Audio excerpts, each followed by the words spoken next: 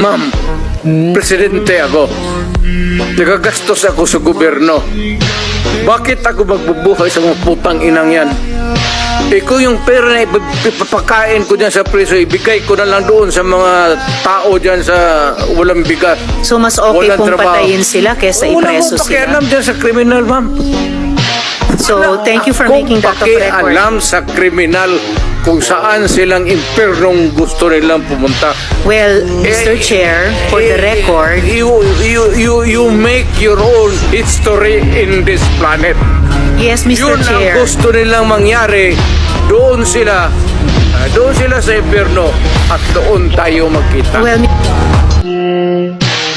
Toki di pansto, baru pag